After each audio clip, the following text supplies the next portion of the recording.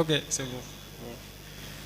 أعوذ بالله من الشيطان الرجيم بسم الله الرحمن الرحيم صلى الله وسلم على سيدنا محمد وعلى آله حق قدره ومقداره العظيم يا همة الشيخ واحضري لنا بهذا المحضر ولتعطفي بنظرة تأتي لنا بالزفر وبعد السلام عليكم ورحمة الله تعالى وبركاته. Mesdames et messieurs, chers maîtres, chers frères et sœurs, à l'occasion de ce colloque international consacré à la vie, à l'œuvre et à l'école de Cheikh Abdullahi, Haj Abdullahi ibn Sayyid Mohammed Niass, je voudrais aborder l'école niassène non comme une simple continuité familiale, mais comme une architecture spirituelle. Il y a des figures que l'on peut raconter par les dates, les lieux et les œuvres. Il y en a d'autres qui obligent à penser une fonction. El Hajj Abdullahi Niass appartient à cette seconde catégorie. Il ne fut pas simplement un savant, un maître Tidjani, un pèlerin, un combattant et un fondateur. Il fut le principe d'une école où la famille devient doctrine, où la doctrine devient méthode et où la méthode devient puissance de transmission. C'est dans cette perspective que j'entends le titre de cette communication.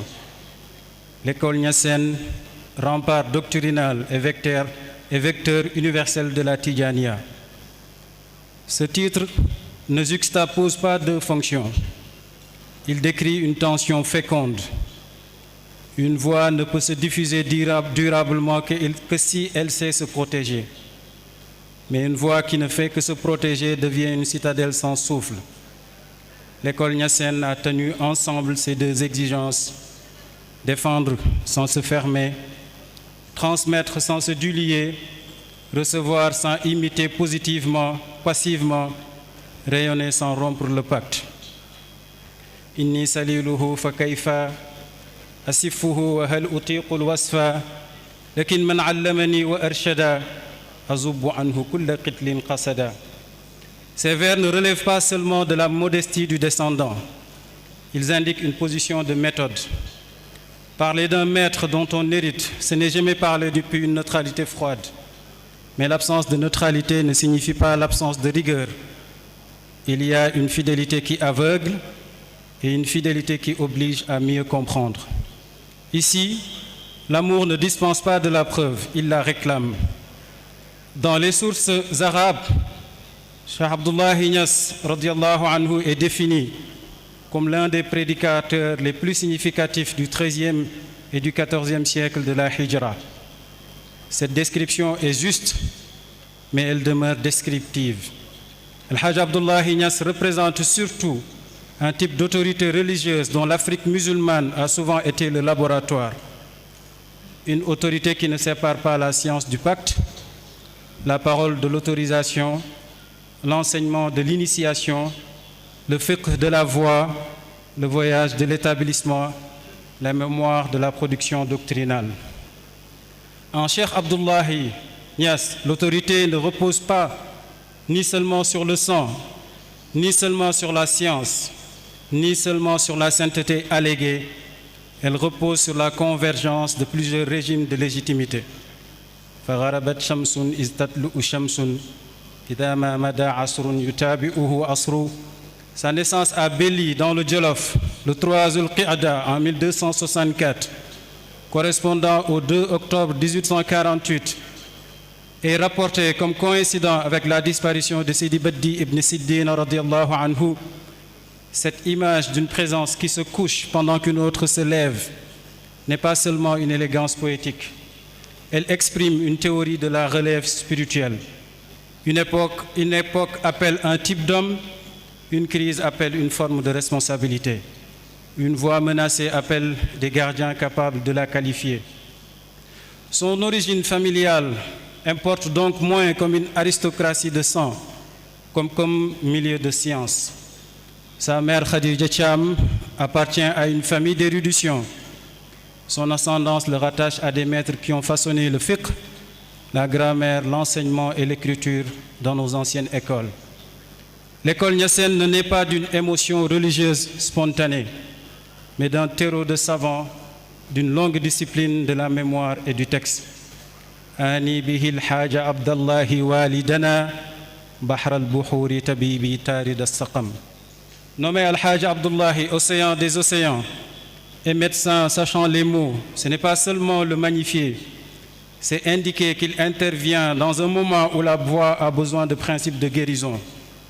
Guérison des ruptures, des confusions, des affiliations instables, des paroles attribuées sans preuve et des prétentions sans mandat.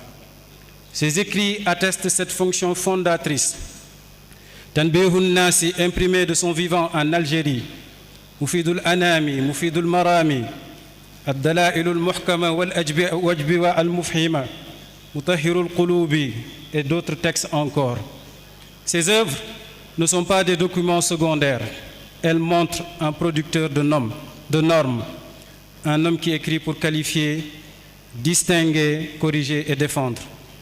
Tanbihun Nasi ala saqawati naqidi bay'atil abil abbasi. La pièce centrale demeure Tanbihun Nasi, dont le titre annonce une véritable théologie du pacte. Ce texte déplace la bay'a du registre sentimental vers le registre normatif.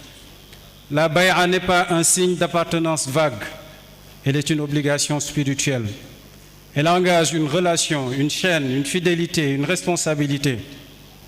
Dans une époque où les affiliations peuvent se multiplier au gré des charismes locaux, El-Hajj Abdullahi Niass rappelle que la voix ne se consomme pas comme une préférence, elle se reçoit comme un pacte. Nous touchons ici au cœur du rempart doctrinal niassène. Protéger la Tidjaniya, ce n'est pas seulement répondre aux adversaires extérieurs, c'est protéger la voix contre ses propres altérations, faux maîtres, disciples instables, autorités proclamées, paroles transmises sans vérification, émotions religieuses sans discipline, prétentions spirituelles sans ijaza. Toute tradition peut être détruite par ses ennemis. Elle peut aussi être défigurée par ceux qui parlent en son nom sans en porter les conditions. C'est pourquoi El-Hajj Abdullahi comprend que le soufisme ne peut être pensé comme une simple ferveur.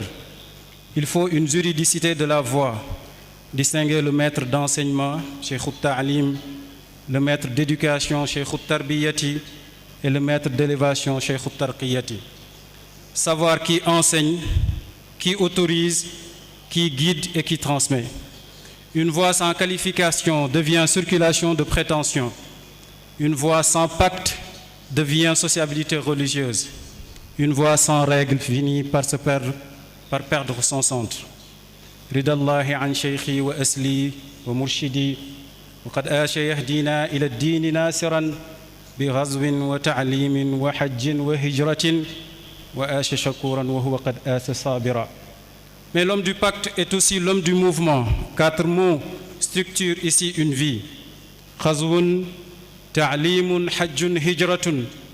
Combat, enseignement, pèlerinage, exil. Ce ne sont pas 4 épisodes, mais 4 dimensions d'une autorité. Responsabilité historique, transmission, inscription dans la Ummah, prix payé pour rétablir une œuvre. ودار شيخي في فاس على كبر لكن يحركه حب الملاقات فنال ذلك يقظانا وصافحه بحر المعارف ينبوء الكرامات. La visite à Fès n'est pas donc un détail biographique, elle est un moment de légitimation. Elle relie Kaolack à la source maghrébine de la voix, tout en préparant le moment où Kaolack deviendra lui-même foyer d'irradiation. Fès authentifie, Kaolack recueille, transforme et propage. Fayadun biha ahadtuhu wa ajaztuhu bi ijazati al-itlaqi bil iqani. C'est ici que Cheikh Ahmed Soukayri doit être soucieux dans toute sa portée. Il n'est pas seulement une voix d'éloge venue du Maroc, il est témoin, garant et méthodologue. Dans Tajur Ru'ous, il atteste la reconnaissance initiatique d'Al-Hajj Abdullahi et sa ijaza. Dans Jinayatul Muntasib al-Ani, il fournit une règle de discernement contre les fausses attributions. Dans Al-Ahjar al-Maqtiya, il élargit la défense des Ahlullahi à une géographie tidjani plus vaste. Ahmed Soukayri montre que l'école niassène se rattache, vérifie, distingue, défend sans inventer et transmet sans déformer. Il serait pourtant réducteur de faire de cette école une ligne à 3 noms. Autour d'El Hadj Abdoulaye Niass, c'est toute une maison savante qui se constitue. Mam Khalifa illustre la défense poétique. Cheikh Ibrahim Niass porte le commentaire, la systématisation et l'universalisation. Al Hadj Mohamed Zainab donne la règle à la forme pédagogique. Mais il faut rappeler aussi Babacar Niass, Abou Bakr Niass, Cheikh Omar Niass radiallahu anhum et d'autres fils engagés dans l'enseignement des charges familiales, la conservation des manuscrits, la direction des foyers et la continuité de la maison. Une école ne dure pas seulement par ses figures spectaculaires, elle dure par ceux qui enseignent, copient, corrigent, reçoivent, transmettent et maintiennent la chaîne dans le service. Après le fondateur vient la défense poétique de Mam Khalifa Niass. Face à Ibn Mayaba, il ne répond pas seulement à une attaque, il protège une grammaire complète de la sainteté, la khatmiya, les karamat, la dignité des awliya, la vision du prophète sallallahu alayhi wa sallam, la hiérarchie spirituelle et la place de Sidi Cheikh Ahmed al-Tijani radiyallahu anhu. قال الأبيد الكولخي محمد سليل عبد الله وهو يحمد جردت من قريحتي مهندا لأسقيه به كأس الردى. Et le poème devient ici sabre doctrinal. Il ne chante pas seulement la voix, il la protège. Dans l'Afrique musulmane savante, la poésie n'est pas un texte esthétique. Elle condense la preuve, fixe la riposte, mémorise la doctrine et transforme la langue arabe en souveraineté intellectuelle. Cheikh Ibrahim Niass accomplit ensuite le geste du commentaire. Dans Sharh al-Murhafat al-Qut'a, il reprend la riposte de Mam Khalifa et la déploie en doctrine. L'école niassène ne se contente pas de répondre, elle systématise. Elle ne s'arrête pas à la fidélité émotionnelle, elle produit des catégories. الشيخ العلامة العارف بالله الحاج عبد الله وعبد الله هو أحد خلفاء الشيخ التجاني في بلاد السنغال. Cette formule est capitale. Baye Niass radiallahu anhu ne se contente pas d'hériter filialement, il qualifie doctrinalement son père comme Khalif Tidjani au Sénégal, c'est-à-dire comme autorité de transmission, de garde et de représentation de la voix. Tanbihul Azkiya'i fi kawni Cheikh Tidjani Khatimil Awliya'i. Avec Tanbihul Azkiya'i, Cheikh Ibrahim Niass porte la défense à un degré supérieur. Il inscrit la Khatmiya dans une métaphysique de la wilaya, dans la hiérarchie des degrés et dans la fonction fondamentale. On aurait pu conclure cette communication en rappelant des vers تلك آثارنا تدل علينا فانظروا بعدنا إلى الآثار. Ces traces ne sont pas des répliques, elles sont des arguments. Elles nous disent qu'une tradition ne survit pas par la nostalgie, mais par la capacité de se penser, de se défendre, de se transmettre et de continuer à produire du sens. C'est pourquoi l'école niassène demeure l'un des grands remparts doctrinaux et l'un des vecteurs les plus puissants de la Tidjaniya, parce qu'elle a su transformer un héritage reçu en intelligence vivante de la voix et une fidélité africaine en parole universelle. Assalamu alaikum wa rahmatullah.